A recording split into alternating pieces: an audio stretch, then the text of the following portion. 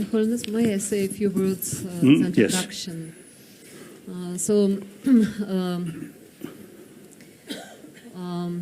Maybe you remember. You can hold the microphone straight. Maybe you remember we had a meeting 1 year and some more than 1 year ago when I addressed you on behalf of a small group of colleagues, philosophers of education, who started to think about this initiative of human education in the third millennium. And when I started to talk to you, then you answered, yes, I support. And when I asked about your possible participation in a dialogue, in a conference, you said, yes, of course. And when I asked when and how it could be possible, you answered, concerning time, I am free. I was completely shocked to hear that His Holiness the Dalai Lama is completely free for us. And then you suggested that we would find our time and we negotiate when to do this conference. So now this moment is happening. And during this time, during this year and a half, actually we started from small group, from colleagues from Latin America, Finland and India, and then later on our initiative group grew to embrace colleagues from 20 countries, and later on we started to prepare this very conference, which is initiative conference. Initiative Roundtable Conference, and now colleagues from 10 countries are present here. Why we started to think about this project, and what is this project about? Because, you know, educators in the world are not satisfied with what is happening in education. We can say that that is a usual case, that people are not satisfied, and educators never were satisfied with what they had in education. But nowadays it is becoming even worse and worse, comparing with previous decades.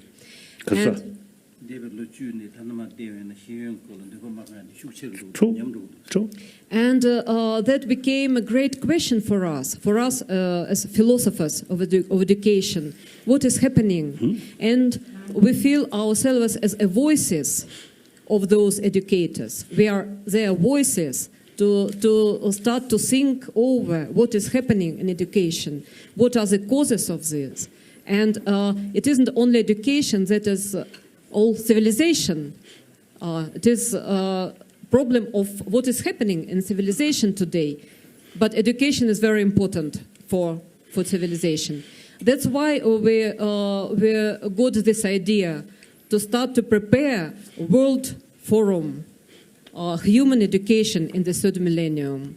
And this small conference, this roundtable conference, is the initial one to initiate this World Forum, to invite colleagues from all countries of the world, those who are really concerned with the situation, not those who are officially obliged to go somewhere to the conference, but those who are really. That is what is our aim, what is our real aim today for this initial roundtable conference. Wonderful. And now I want to introduce you to the agenda of our roundtable conference. This is 4 topics: educational policy, democracy,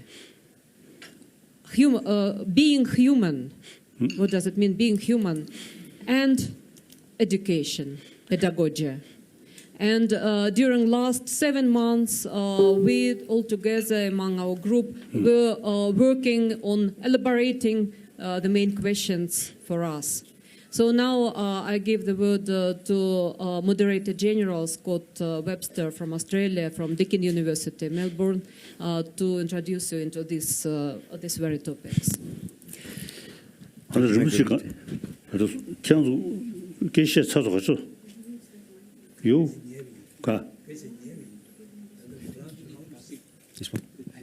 You not yet start. You not speak your own sort of thinking. Not yet.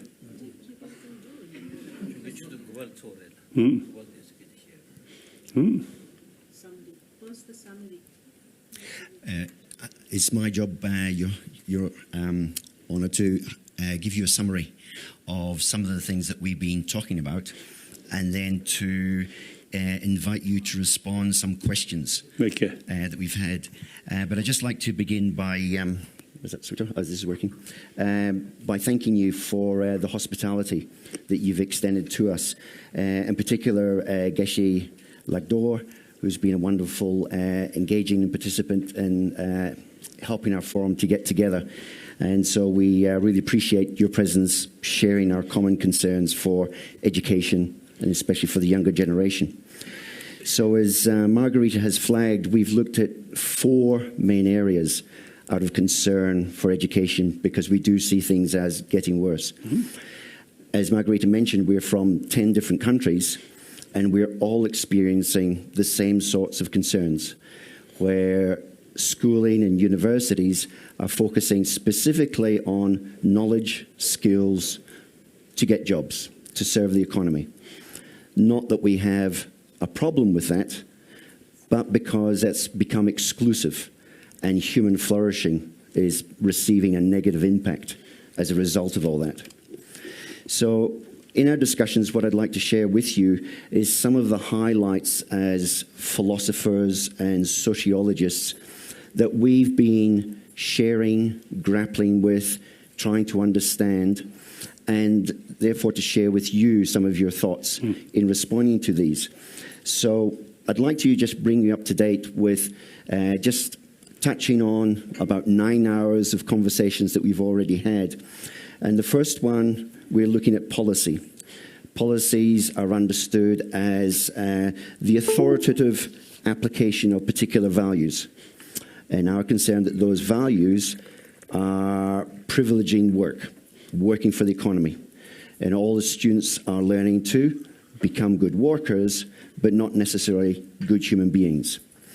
And so we're concerned with the privileging of some values and the loss of other values, in particular, equality and emancipation, what it means to be human, and it's all being reduced to what it is to be a worker. And so the whole notion of becoming an educated human being is being contested. One of the big influences that people are struggling with is that education's been reduced to learning as a form of something that can be measured. We talk about international league tables and examinations, and different countries are competing to be number one. And it's an environment where teachers can't teach in a creative way, but they're being held accountable to how successful their students are in international competition. And so we're becoming concerned that what is being lost is this whole notion of education, particularly human education and its relation to justice, etc. So we see that one of the tensions we have is almost a fight or a conflict that we have as educators in terms of policy. Policies tend to be written by governments and also by a lot of people in the commercial world, from businesses. But not very often. And so we're becoming concerned that what is, as professional educators, it's like we haven't had a voice. Is this whole notion of one of the education we're doing, as Margarita pointed out, is to bring ourselves together as an international community to try and address this power imbalance, this silence of the voices we have, because globally there's a lack of voices being able to speak about what is human flourishing, what is valuable about being a part of the vast ecosystem in which we find ourselves. So that was one of the areas we're looking at, was policy. A second area was being human. And there's different understandings of being human, and these seem to be the foundations of different approaches to education. So we become very concerned with the current emphasis on reducing the human being to an economic unit, one who can participate in the workforce and one who spends money and consumes in a consumerist life. And what is absent is living a meaningful life and being motivated and coming to value what might be meaningful.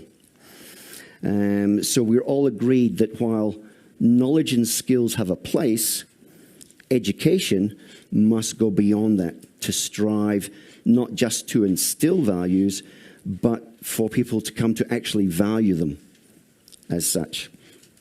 So it's a movement away from the current practices of education, which reduce things in assessment to measurement, competition, and these, we feel, as educators, need to be confronted. So while we find ourselves here in a forum where we do a lot of discussion, a lot of debate, we still are concerned with taking action. Action which may be interpreted as a form of confrontation, confronting current practices. And through that, one of the things that we need to confront is how the definition of a human being is being changed. Through recent technology, we are having human persons as bodies engaging with computers, technologies, and we could argue that on some levels, the human being is becoming better in terms of faster, stronger, able to live longer, replacing human organs, replacing human limbs, and we could talk about a certain form of betterment of a human being. And indeed, the very nature of being human might be undergoing a lot of change. But what is absent and maybe deliberately avoided is what might be referred to as a potential sacredness of being human, the spiritual dimension of what it means to be a human being, not as an economic unity, but as a member of a social group responsible for each other, not just as a small community competing with others, but on a universal level. And so one of the things that we've recognized and we really value through the collaboration that we've had is, rather than reaching answers of what human nature and human being might be. Oh.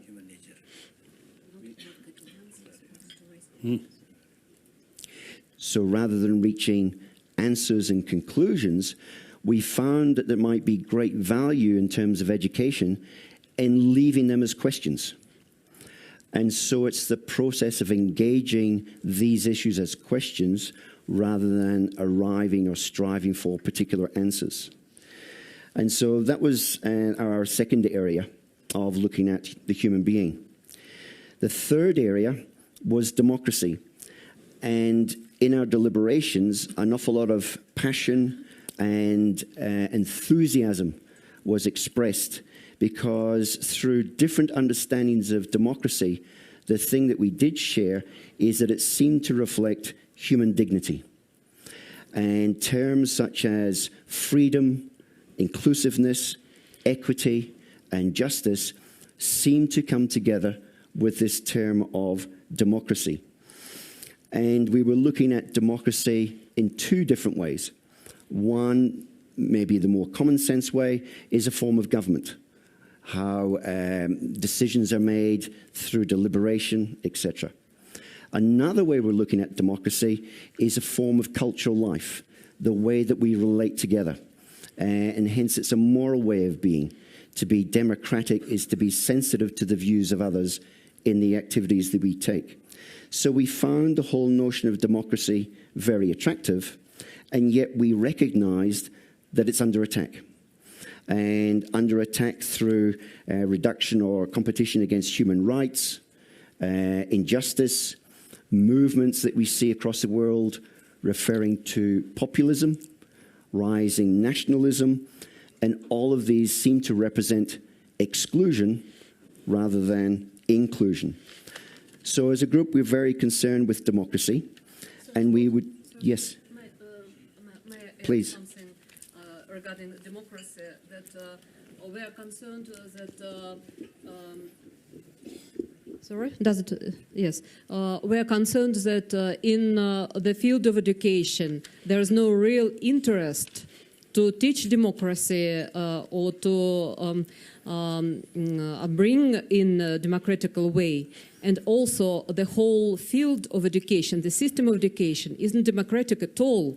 It doesn't have democracy as principle inside schools, universities. It loses it at the moment. Then, when we say that it is democracy is under attack, there is a great threat to democracy. We mean this situation.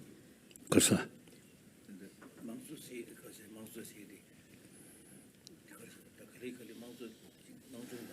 알레.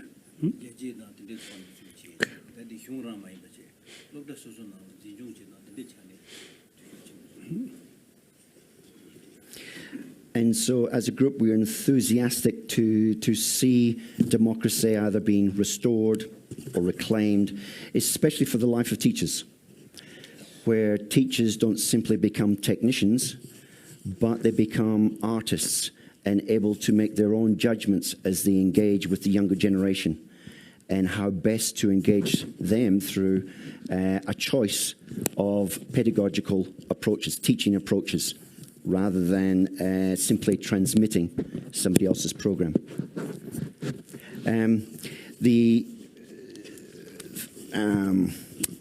The idea came up that perhaps through democracy, educators might be able to claim more participation rather than just be recipients of authorities telling us how to do our job. That was the third section. And the final section, we were looking at pedagogy this morning, the manner teaching, and teaching in a way where we value how students develop. And we've all come to value, I think, through the activity that was run by our moderators, how questioning enables us perhaps to become better sorts of humans, able to engage with diversity of people, diversity of views, and encourage us to take a more humble approach to being a teacher as we engage with humankind. So, very briefly, that was the overview. And I hope I've done a bit of justice to some of the main points that we engage with. We'd like to leave you with 4 ideas and ask Your Holiness if you would like to respond to them as you give your keynote presentation. The first of these 4 is to ask for your opinion regarding how education policy, the official doctrine of how education should be conducted, how that might be challenged. And our aspiration after this roundtable conference is to have a world forum, education policy, bringing maybe 600, 700, 800 people together as a community of minds, as educators, to try and have a voice to challenge policy. And we would really like any advice or opinion that you might be able to share with us regarding that. The second one refers to human being and how different understandings of what it means to be human are found within different education systems. And so we saw a tension here between trying to strive for a universal understanding of what it means to be a human, and in particular, a flourishing, educated human, and how that still retains respect and sensitivity for individual communities and countries and how they might understand being human and therefore how education might be understood. So diversity. The third one that we're looking at is in our enthusiasm for democracy and the variety of ways that that might be understood, might we be limiting ourselves? So might democracy need to be added to with another dimension or another way of seeing things? Or does democracy seem to encapsulate this notion of human flourishing? So it's one of the things that we'd like to reflect on. And the last one is we'd like to invite Your Holiness's vision of what it might mean to really be an educator, a teacher. And so those were the 4 points that seemed to raise that we'd like to share with you. Anyway, I think basically education suppose is to bring a happy life, happy community, finally happy world. But that I think fail. So today, including insects, birds, other animals, everyone, you see, want a happy life. At least do not want disturbances. Certainly we human beings, same. But if you look every day, television or news, I think a lot of problem. Essentially our own creation. Why? Now that's the question now.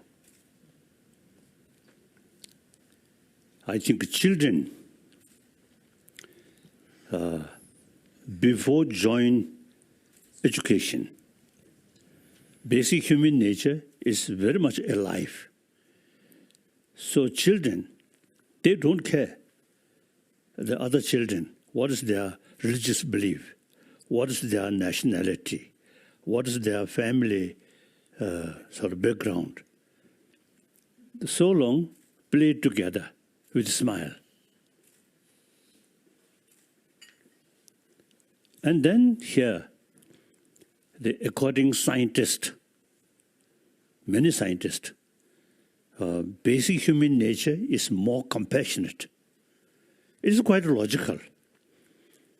7 billion human beings, including those troublemakers, they also come from their mother.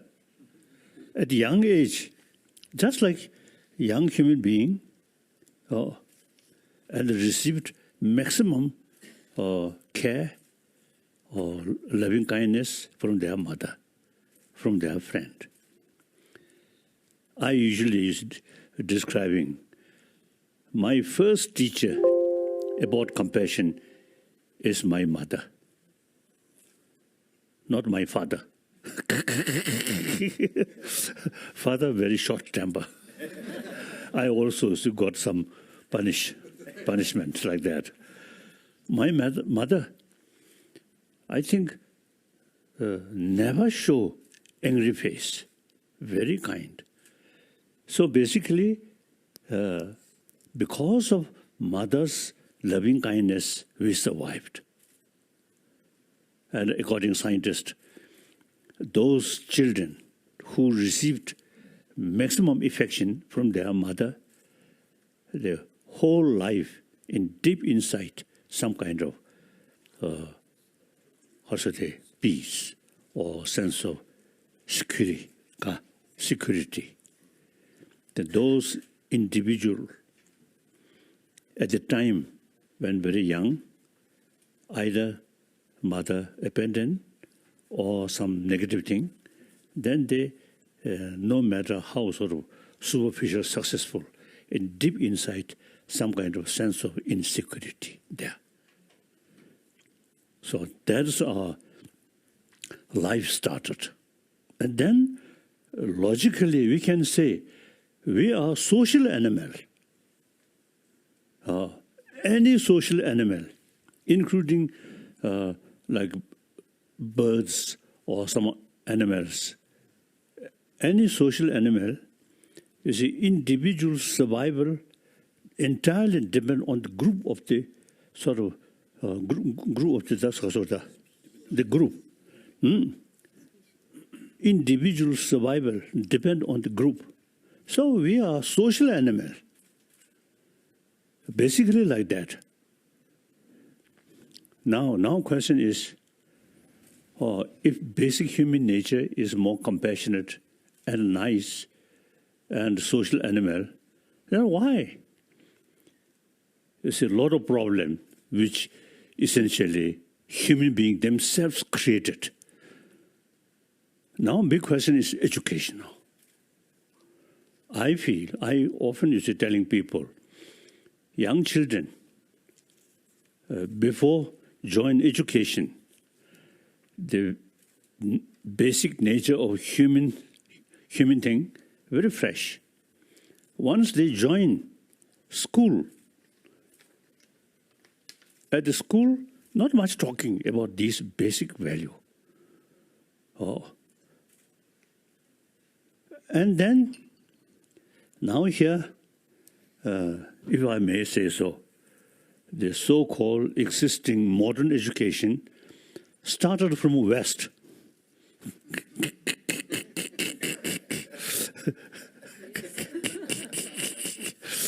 So, like Western world, when industrialization start, before that, I think, as far as I know, the education really carried by monastery and nunnery. So education very much combined with religious faith. Then gradually, the industrialization is started, and then we need a different kind of education, mathematics, and then eventually science or these things. So it need separate education institution is necessary. So at that time, I feel more balance, moral principle taken care by church. The newly developed education institution now mainly concerned about brain development, not warm-heartedness. So at the beginning, it quite well balanced, I think. Then gradually, we can see nowadays in Europe and also America, a big monastery, Christian monastery or nunnery, now empty. People not much pay attention these things. So only education. Now education, which Western world now develop or start, is more or less material, because of the oriented about material value. Technology and science and technology also then mainly meant for economy. So whole generation who come through that kind of education is now not much sort of knowledge how to keep inner peace. When they experience anger, jealousy, fear, they do not know how to tackle. So people who carry that kind of education, when they facing some emotional problem, they usually rely on drugs or alcohol. And the too much emotion, then last thing is suicide.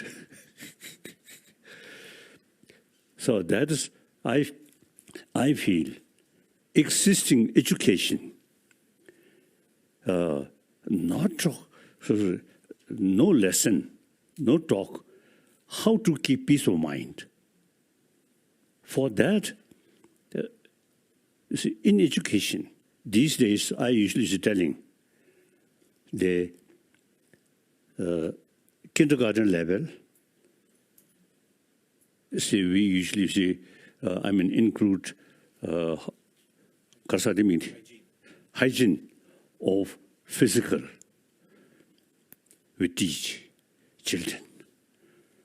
Now we should include hygiene of emotion from kindergarten level. We can ask student or young child, do you appreciate angry face or smiling face? Naturally, their answer is smiling face. Including their own parent. When occasionally parent showing angry face, they don't like. So the children, you see, naturally, biologically, they love, human compassion.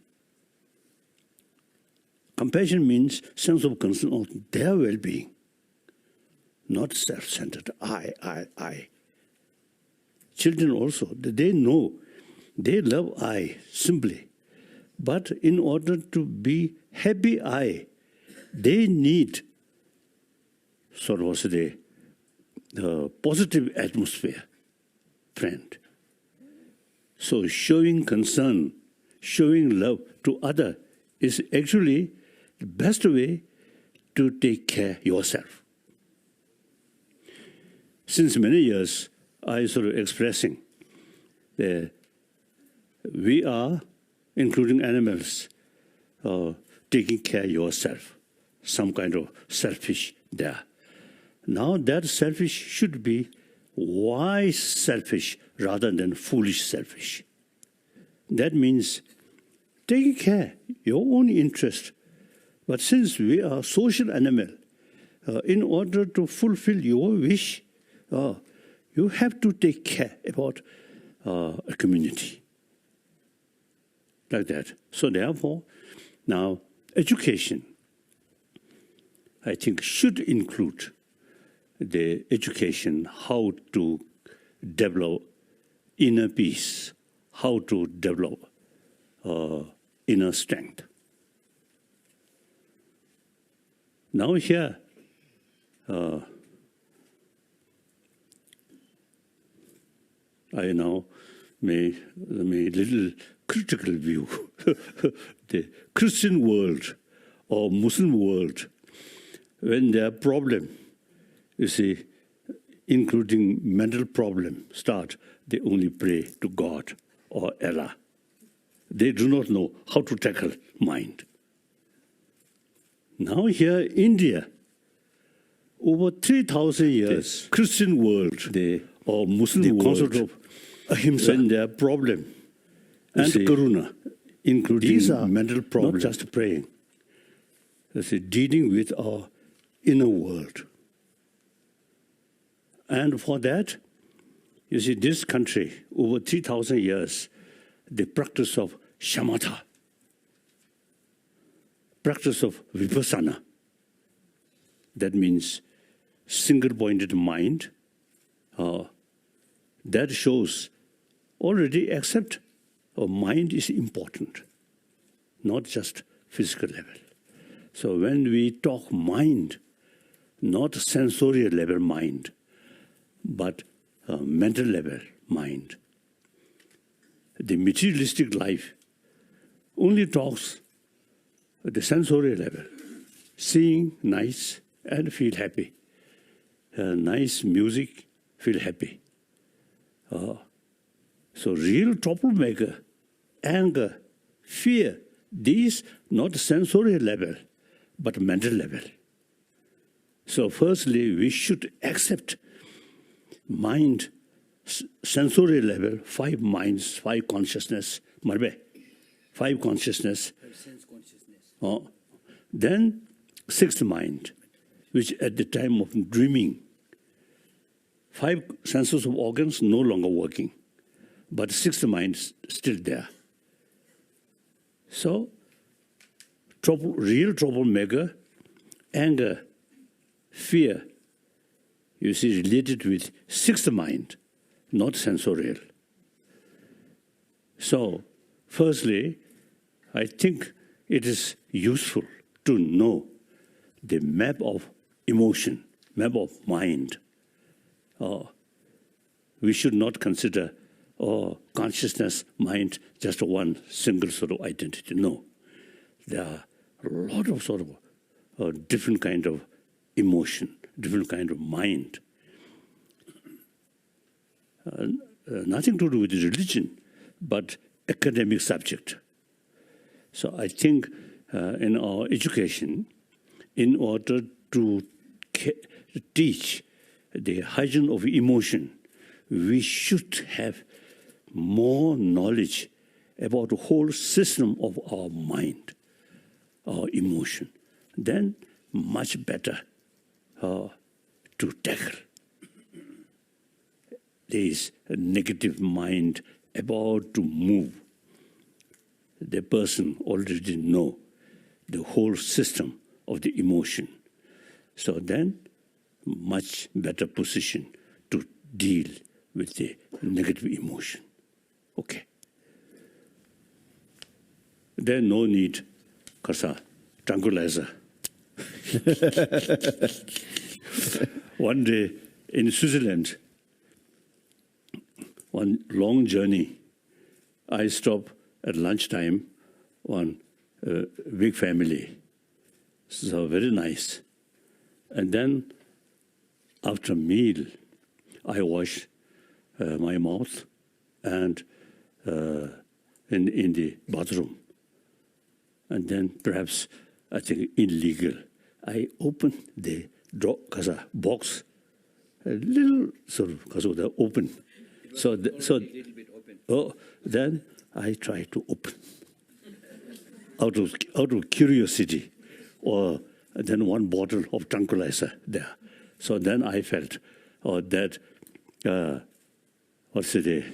because of the materially successful family also need tranquilizer. So therefore, all these lack of knowledge how to keep peace of mind. Peace of mind, not through prayer, but the destroyer of peace of mind, what is emotion? That is anger, fear, ultimately too much self-centered attitude, these things. And then also now here, quantum physics also is very useful. Some Chinese quantum physicists, some student, they notice those students who believe quantum physics, you see, they are sort of grasping. They're grasping at things. Positive or negative, too much grasping, something independent, sort of positive or negative. So it's more grasping than attachment, anger, these come. So now quantum physics also now say, nothing exists as appears. Most of the destructive emotion very much based on appearances, not the deeper reality. So now quantum physicists, some student noticed that. That's exactly Buddhist psychology, particularly Nagarjuna, Madhyamika philosophy.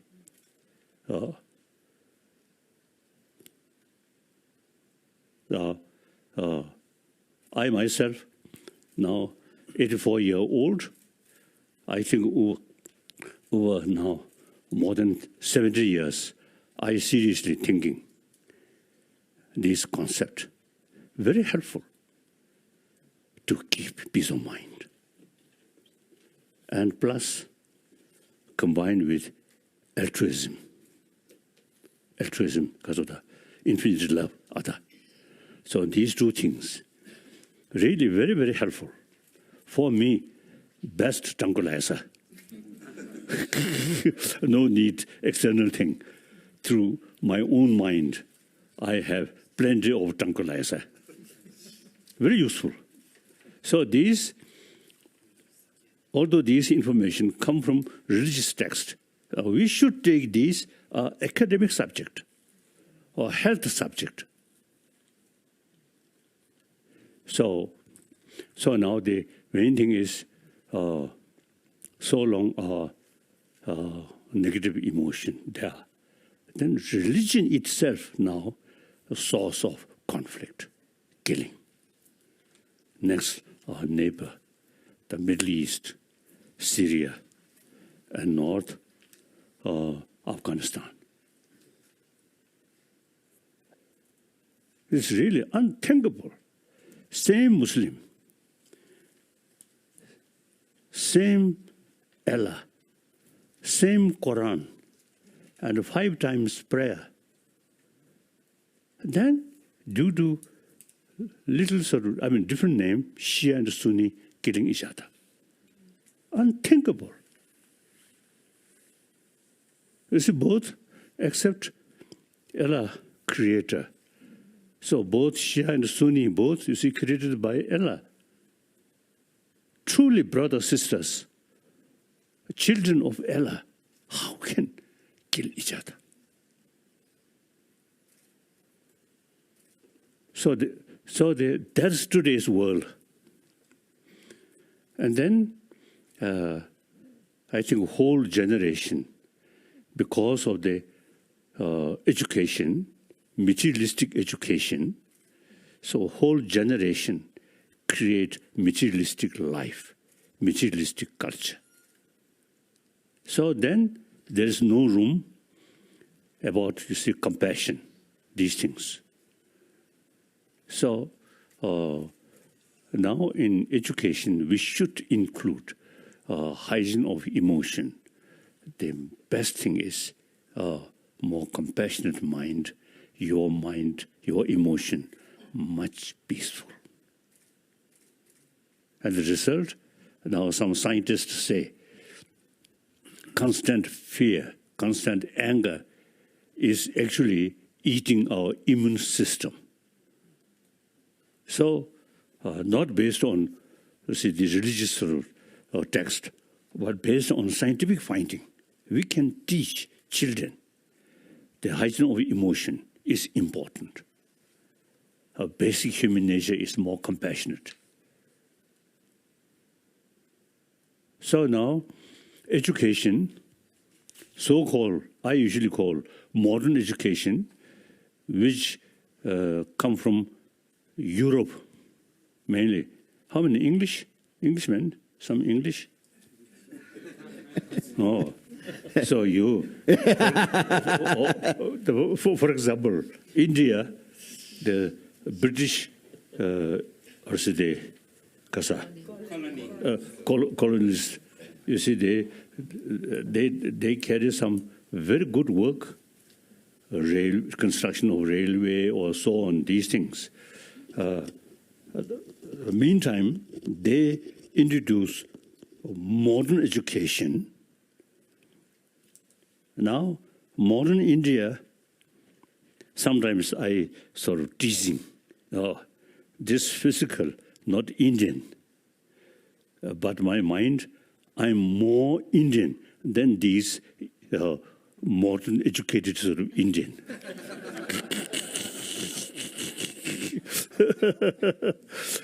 So therefore, now we should, firstly, I think, within India, now my latest commitment is try to revival of ancient Indian knowledge, how to tackle our mind, our emotion.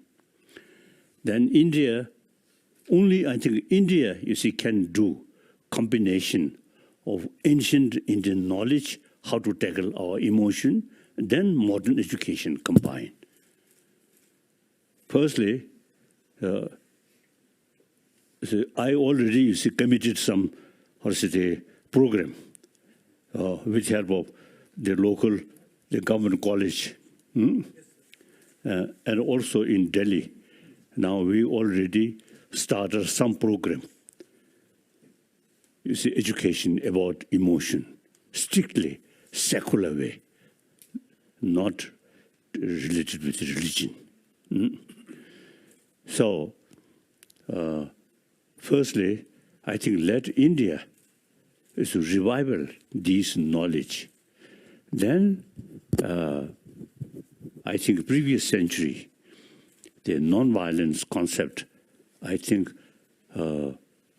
mainly Mahatma Gandhiji, he really show world the problem can solve according non-violent principle, no weapon. And then Nelson Mandela sincerely followed that. And then Martin Luther King, totally so dedicated, non-violent. So now, 21st century, I think India now should show world the ahimsa related with karuna, mental level. So how to create peaceful mind, how to tackle when anger comes. These are ancient Indian knowledge. So these should revive. My commitment is try to revival ancient Indian knowledge and combine with modern knowledge. So we already have some program. So eventually, I think within this year we can start the teachers training about mind.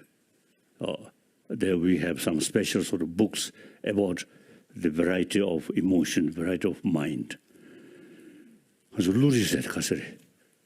Study of mind. So then within India, this is nothing you see new, just revival of 1,000-year-old India's knowledge, and then combined with modern education, modern knowledge, then show the world, as previous century, show the world ahimsa, non-violence.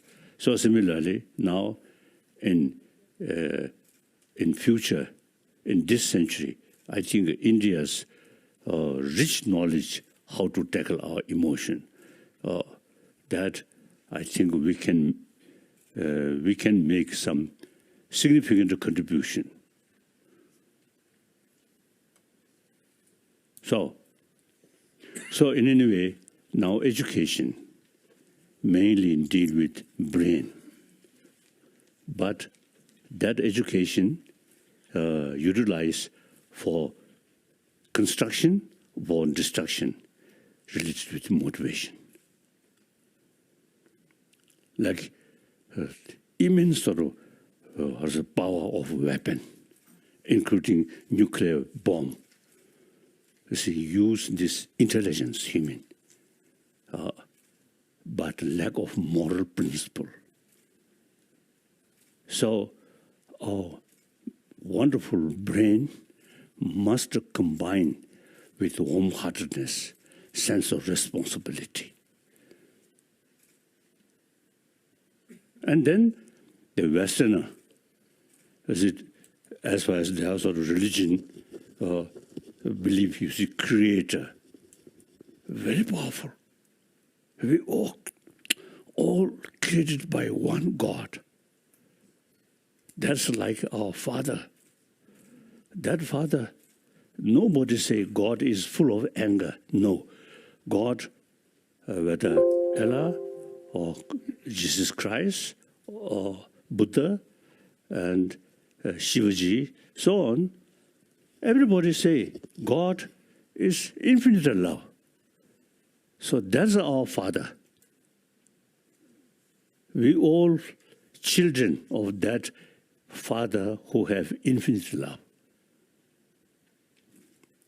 So Western world, if you truly believe Creator, Jesus Christ, infinite love, how can you kill each other?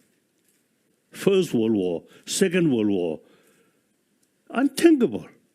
If you seriously think Creator, we all children of one Father, how can? So therefore, so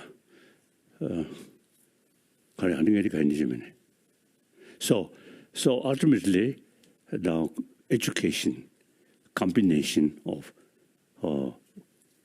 also the brain, wonderful human brain, and with help of human brain, we can develop infinite love. Other animal cannot do because lack of brain. We, only human being, we have the ability to develop that loving kindness infinite way.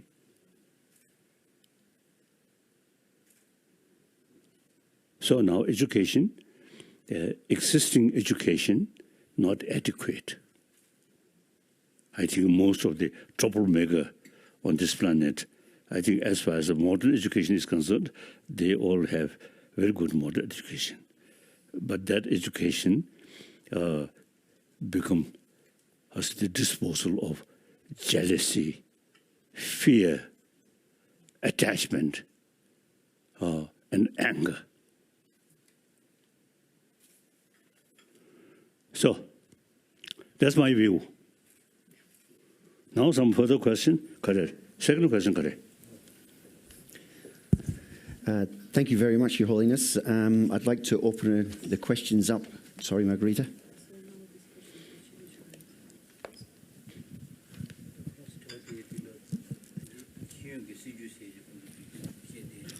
Ka.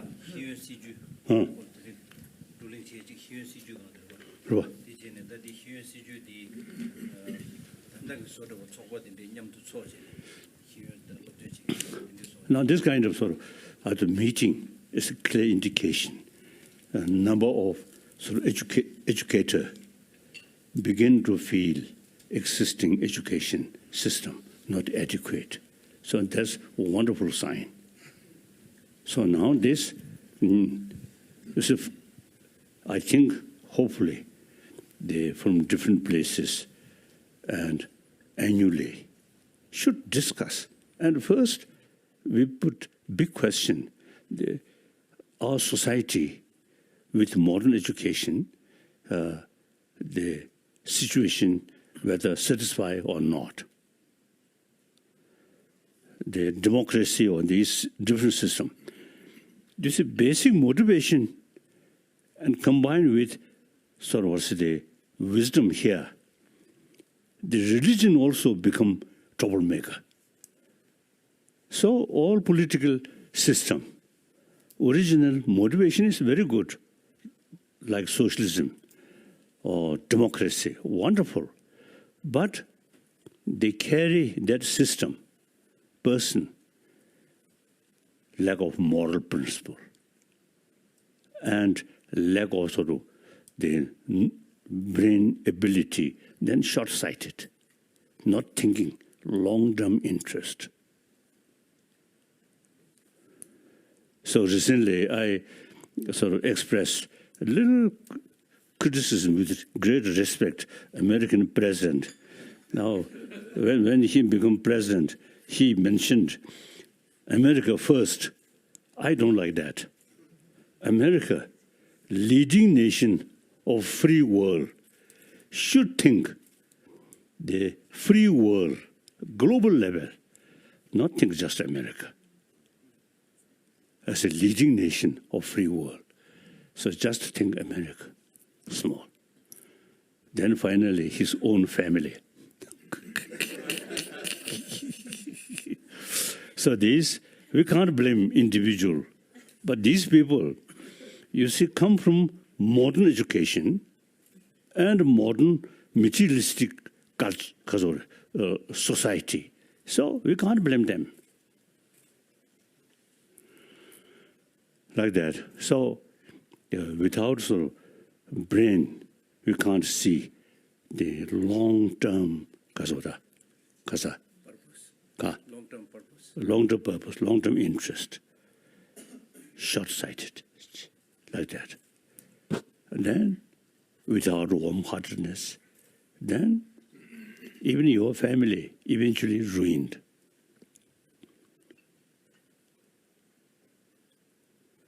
So, education, nothing to do with religion. India's now tradition, secular. No religion, without religion. Just you see, use our common sense. That's very good, India's tradition, secular. So including now, today's world population about 7 billion, 1 billion non-believer. Among the 6 billion, supposed believer, but also sometimes troublemaker. All these, you see, happen because of lack of the not only knowledge but moral principle. Because education system, something lacking, just materialistic education. Okay.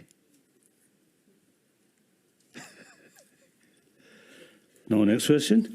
Any argument? When you are the knowledge, you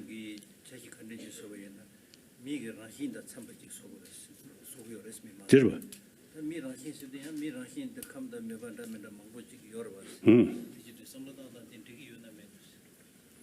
I think the human nature, different level.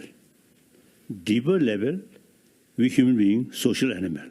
As I mentioned earlier, 7 billion human beings born from their mother, received maximum affection. Without that, they can't survive. That's the basic human nature. And as I mentioned earlier, the scientists also now saying basic human nature is more compassionate. Next.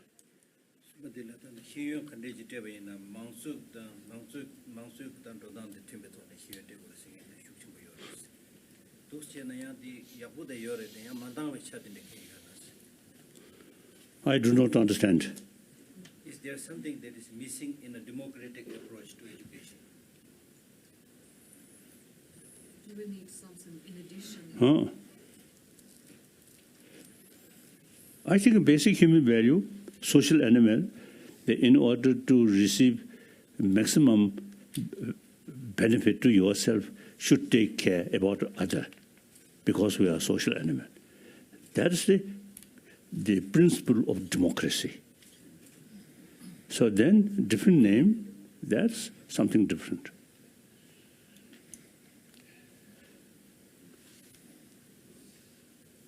Next. According to your vision, what does it really mean to be an educator or teacher? I don't know.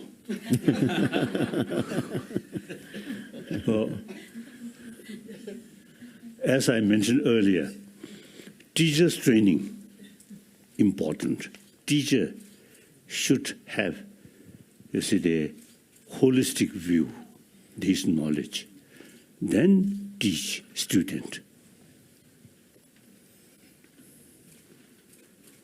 I think naturally, I think teacher who usually, you see, showing real care of student, sense of sort of responsibility, and showing love. Then children, always happy to participate classroom. If the teacher may be great scholar, but without a smile, always angry face, then the student don't care, isn't it? My own case, when I study the difficult subject, my tutor keep one whip, so that the time of that lesson comes, whole sky become dark. Then gradually, you see, I also, you see, then better knowledge. So my teacher always shows smile. So then I feel much happier.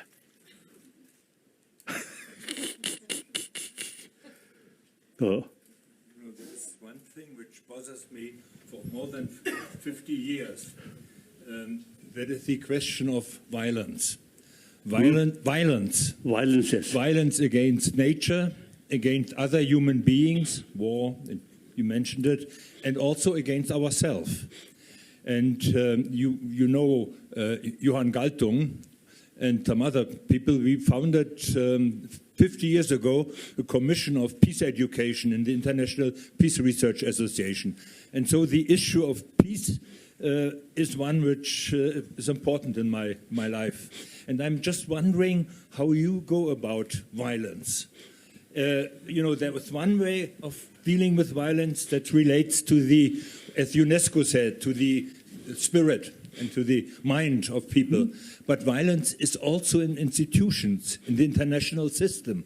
And I'm just wondering how would you go about Basic dealing human with violence? nature, as scientists say, are more compassionate.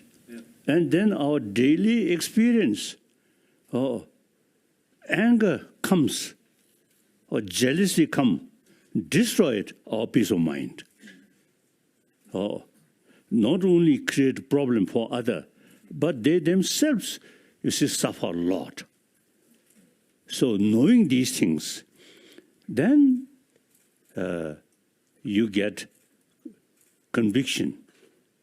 Non-violence, ahimsa, non-violence is the proper way to deal problem. So, as a human society, different interests or different views always there. But then, basically, all human brothers, sisters, whether we like it or not, we have to live on this planet. And then also now, global warming become quite serious. So recent month, I have some sort of meeting, including some Chinese ecologist.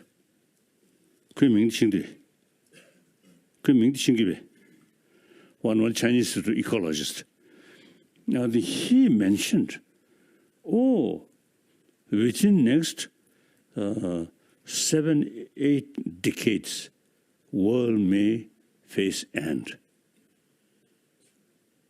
So now global warming is very serious.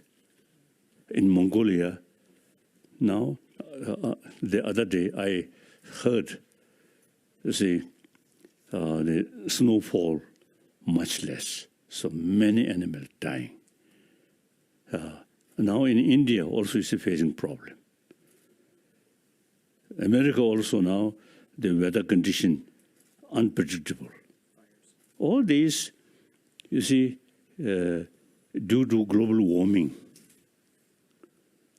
So when I heard, you see, the Chinese ecologist, now within next few decades, the possibility of world become desert. So then I thought, I already 84, I have no worry. But those younger one and your children, I think have to think seriously, global warming. So whole world.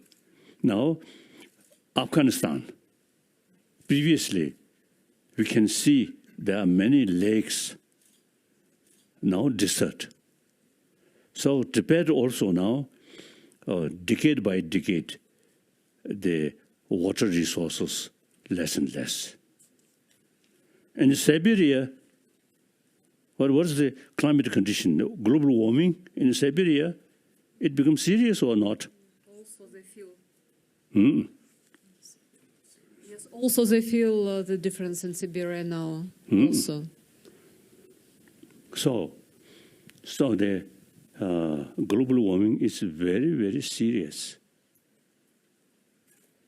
But the American president, you see, he don't care.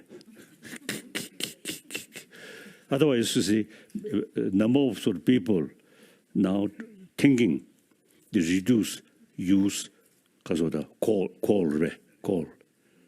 and solar energy, and wind energy.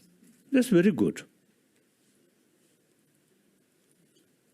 Some industrialized nation, you see, use coal and these things, and then affect whole world because of the experience. So that additional problem. If they, now I'm Buddhist. According Indian few tradition, Jainism, Buddhism, and one part of Sankhyaism, no creator. Rest of the religion have the concept of creator. So now we have to complain to creator. Why? Global warming.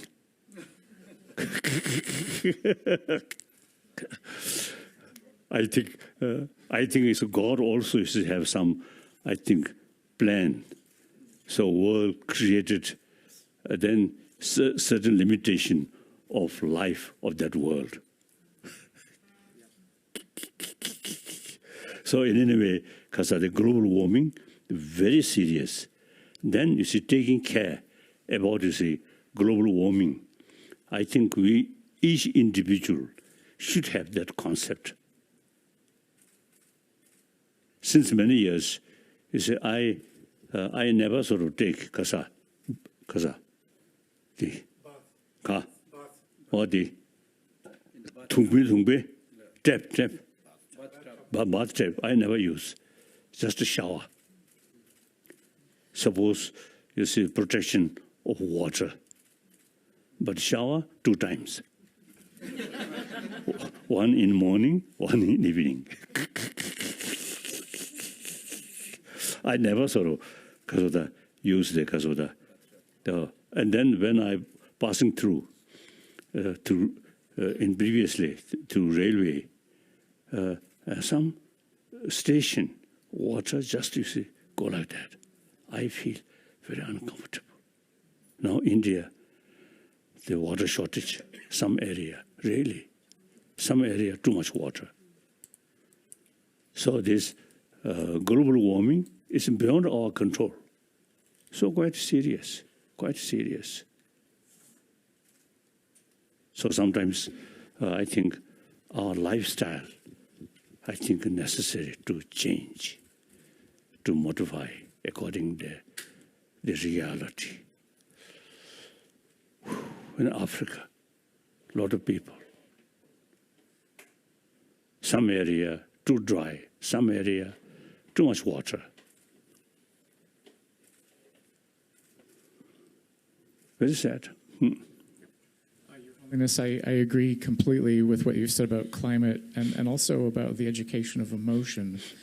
I have to just get in one kind word for traditional education, public education in the United States. I think the one thing that was a very strong focus of our system from the beginning of it was we had huge flows of immigrants. We had huge flows, many immigrants from many parts of the world, and a focus of our public education system was to try to bring them together as young children. So they would, as you say, they would play together, they would get to know each other when they were very young, and grow into believing in themselves as one people. So I'm wondering if you think there's a role also for educating, doing what we can to try to bring different kinds of children together, to educate them together in our institutions. Now, refugee in big number is also a problem. In Europe, number of sort of because of Islam seeker from Africa, from Northern Africa, and the Middle East. So reject completely this immoral. Should take them, provide facility, and then meantime, not just for temporary, they give them facility for their children education and health, and then the younger generation give them some sort of training eventually they should return their own original country and rebuild their own country.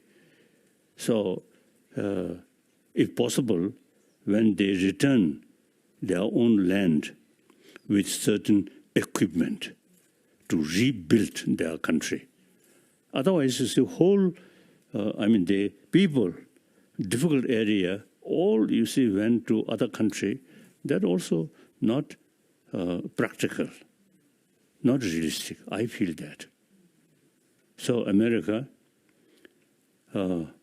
many years ago, one occasion in America, one meeting, in Europe, in Germany,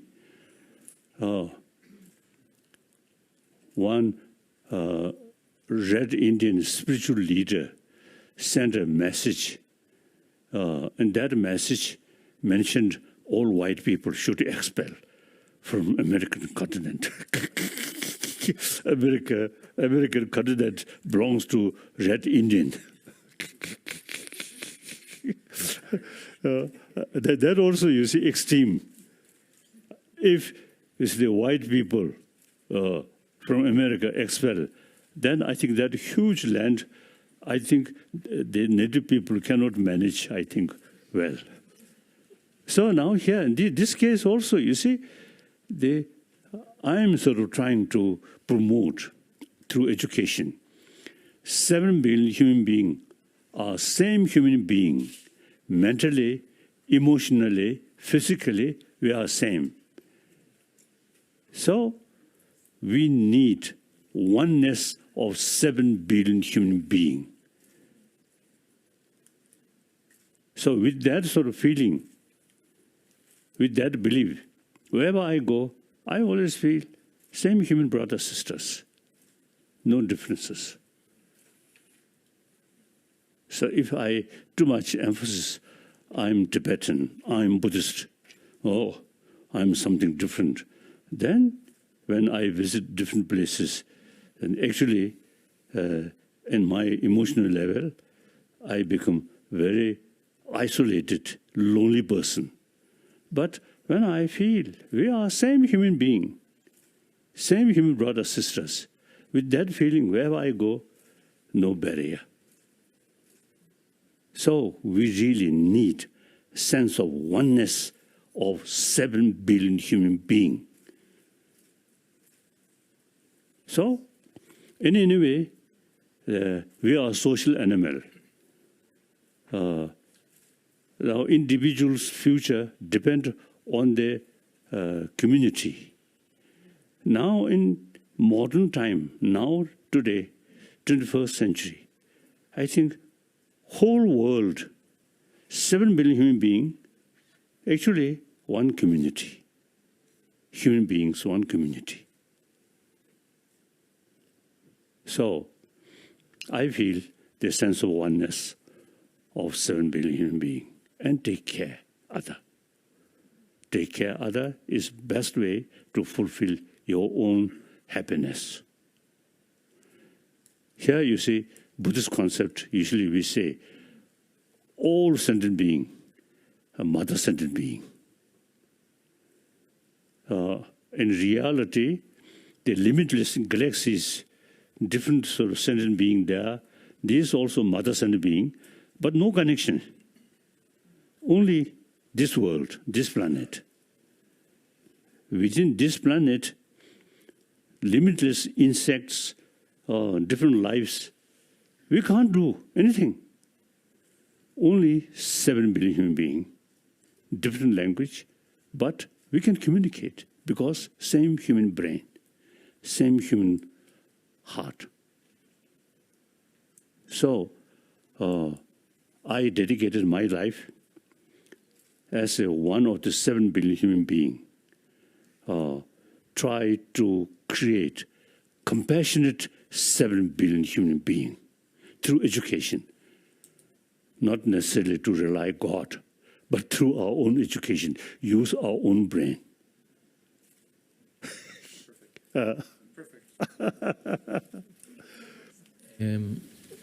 You told us that the child before education the child, before education, happy, play with others, compassion, caring. Adults, after education, not compassion, not happy. So the conclusion is that it's not that teachers should teach children, but teachers should learn from children. Children should teach As teachers. we already discussed, existing education system is not adequate to bring happy individual. So education should include education, as I mentioned earlier, right from the beginning, hygiene of emotion.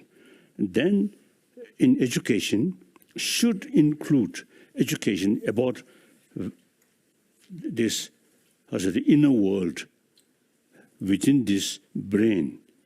There are so many minds, so many emotions. These should learn.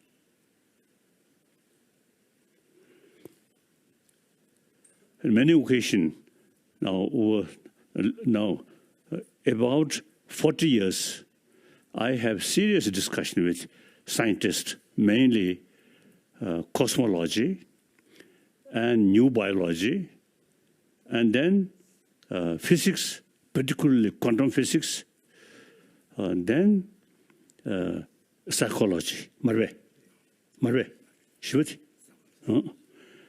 So, very useful to learn each other. So therefore, the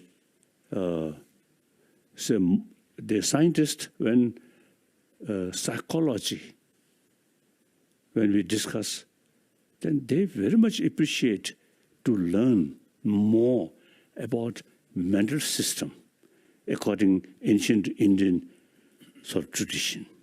We are students of ancient Indian knowledge. I usually say teaching Indian. The traditionally Indian, our teacher, we are student. But now today, doubt. Ancient Indian student, I think better knowledge than ancient our teacher, Indian. That also the Britisher. You, I think, completely neglected about India's traditional sort of value and knowledge about mind. In this respect, I also have some sort of, different view. Gandhiji, wonderful, really. But he totally committed ahimsa, non-violence. Wonderful. But then his knowledge about ancient Indian sort of knowledge, the system of mind, emotion, whether he sufficient knowledge or not, I doubt. Pandit Nehru, not much knowledge, these things. More looks like westernized, but Pandit Nehru, very, very kind to us, very helpful, really helpful. And I received a lot of realistic advice from him. Wonderful. But his knowledge about ancient Indian, or say the deeper sort of knowledge, I doubt. And Radha Krishna looks to see better, but a deeper level, I doubt. So we in Tibet, 20, 30 years study these ancient Indian knowledge, as I briefly mentioned before. So I am one individual human being who whole my life, the difficult life. Age 16, I lost my freedom. Age 24, I lost my own country. There are a lot of problems. But during these difficult period, the ancient Indian thought, immense help to keep peace of mind. So you see, through my own experience nowadays, ancient Indian knowledge is how to tackle our emotion. It's immense helpful.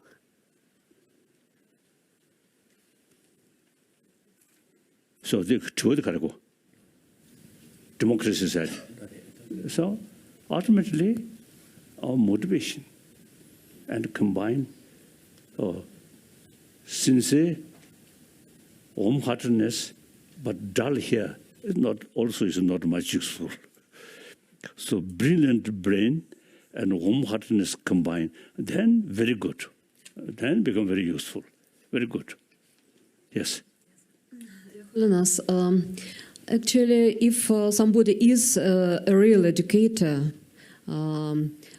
such teacher who wanted to become a teacher, those educators, those teachers, they try their best. Many of them, they try their best to bring children or students in morality, to teach them life as human beings should live. They try their best, but they cannot find a room for such their attempts. They are completely suppressed in this system of education which we have nowadays. I mean that many of them, they try to do also their own lessons of moral education. They do. And there is a lot of different directions of moral education, value education, and bringing traditions in different countries, and moral education as such, so on. But there is no room for that, because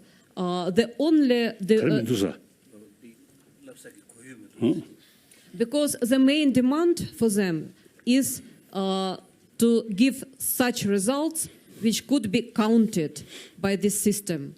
And in these frames of this system, this policy became now the global one, not only in US, not only in Europe, but also in India, in Russia. True. Everywhere, educators suffer by themselves. First, they want to do their best. They cannot do their best as educators. Do you believe that our initiative can be successful, and we can really come to a result of this World Forum of educators from globally, and we can really influence educational policy of education? Do you believe in that? Some university in Delhi, I think annually can arrange this kind of meeting. And expenses, Dalai Lama's trust, if he can make some. I'll hold you to that. I'll hold you to that. So, and then also I mentioned we are now already sort of planning some teachers training at Dharamsala College. We provided facility, rooms on these things. We have something. Previously, some Tibetan from Tibet. Now they're much less. So some extra sort of rooms there. So it is very much sort of today happy to offer. So teachers training. Kadu su thore. Ka. At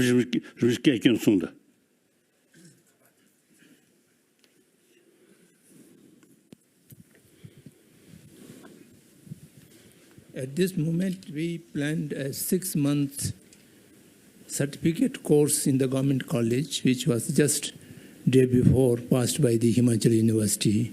And it is 6 months course, which includes a preliminary introduction of all the ancient Indian wisdom. And that is experiment basis the government college in Dharamshala is going to.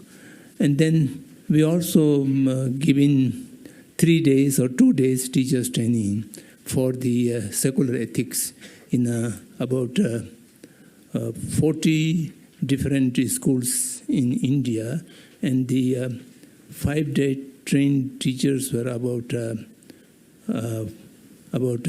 2,000 teachers are covered, and it is an ongoing project. And after some time, then His Holiness has visioned a kind of full-time teachers training might be conducted in Dharamshala, because we have some empty spaces for conducting such courses, and that is just under planning. And once the experiment basis we are giving training to the secular ethics, they may need some more regular training who can become the trainers for the other teachers. So these are the ongoing projects. And at the same time, His Holiness also visioned to introduce the ancient Indian wisdom to the regular school curriculum, for which we have set up an expert committee, about 7 scholars of the various traditions, and we already make a curriculum from KG to class 8, and then class 9, 10, 11, we are still under process. And after completion of this preparation of the courses, and we are going to experiment into the various school level. And if the first experiments have become successful, then we may approach to the education ministry or the boards. So it become a regular course for all the school so subjects. I think should fix some sort of time kasa. Time period. Timetable. Oh, time frame. Then from foreign countries also, you see, can join some teachers training here. And also, you see, in Delhi, some universities, you see, some sort of period when they're around Christmas period or something. You see, you can make some program and then invite from different countries. Of course, limited number. I think, as I mentioned earlier, firstly, India itself now should revive these things. So, some, I think, in Delhi University. To have a brief argument with you, may I? Because you are repeatedly emphasizing Indian tradition. Yes. And also, although you emphasize secular and you want to go beyond religion, Yes. but at the same time, you keep all of everything you say, including yourself, Your Holiness, emanate from religious traditions. So I see the reason why you say it, that you want to go beyond religion so that it's more acceptable to everybody, what you want to do in education and so on. But at the same time, considering modern society, all the violence that has been talked about, or modern media, the technology, how can we build a school culture that is actually deeply religious, that is where the sacred is present? Because I think self-inquiry, self-awareness, understanding oneself, meditative practices, silence, along with modern education is equally important. So if you keep emphasizing the absence of religion, not in a ritualistic sense, I don't mean ritual and chanting and all that, or Islam or Buddhism or Christianity or Hinduism, but the spirituality, is it not also essential in education? Why do you keep denying that? Why do you keep talking about, I know you do it for practical reason, but at the heart of it is a religious mind. Are you not talking about a religious mind, a deeply religious, not in a particularistic sense, but in a bigger sense, in a deeper sense? And firstly, I think warm-heartedness, compassionate dogs no religion, no faith. But they very much appreciate this compassionate attitude. When you show dogs, not only just sort of a few pieces of bread or something, but meanwhile showing loving kindness, then dog very much appreciate.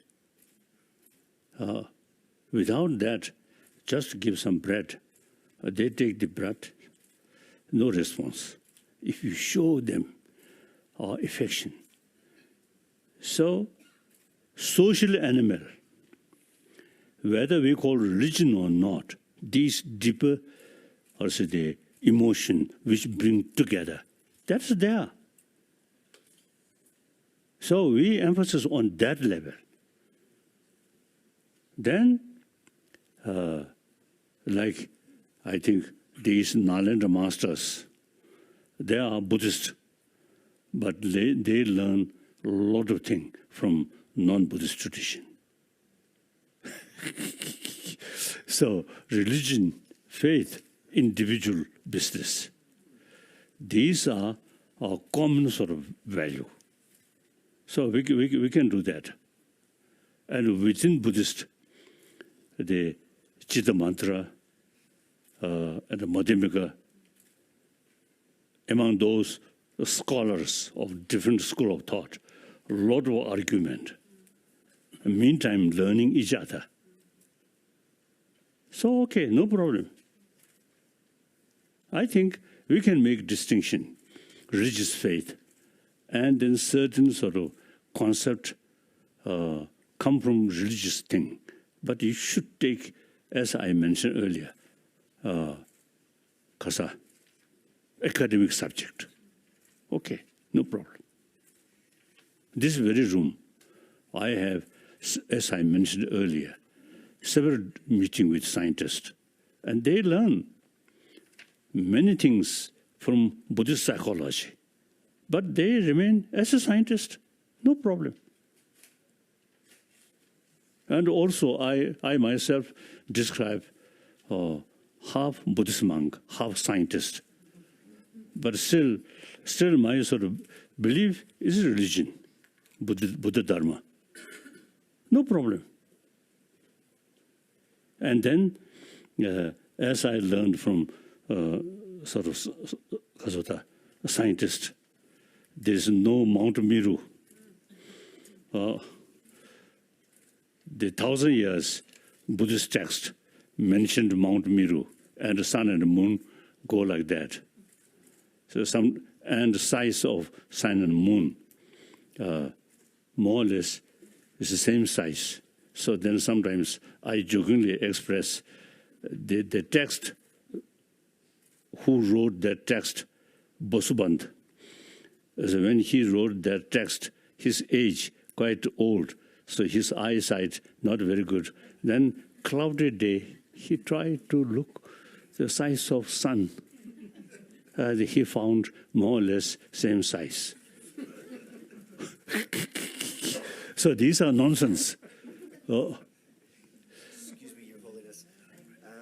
I don't want to interrupt because this is a fantastic conversation we're having, but I'm just noticing the time. Yes. I'm just wondering if we might be able to continue the conversations maybe during lunch. Yes. If that's okay for you, because we're pushing the time just now. Yes, and may I say last word of thanking Your Holiness for great contribution, so valuable contribution for our conference, because we have a lot of ideas to discuss during our next session on education, and certainly from our side as philosophers of education and educators, we'll take our own responsibility to take care of the system of education, policy of education in the world, to create this room for moral education in this modern education. That is our real responsibility, and that's why we will be working for this World Forum after 1 year, so we'll initiate it, and then we hope after 1 year we'll be able to invite Your Holiness to attend this World World Forum, which will be not just 15 participants, but some hundreds of participants from all countries. Very good. You, this lady, I know since many years, Russian. So geographically, Russia is the bridge between West and East, isn't it? Now she also now acting that way.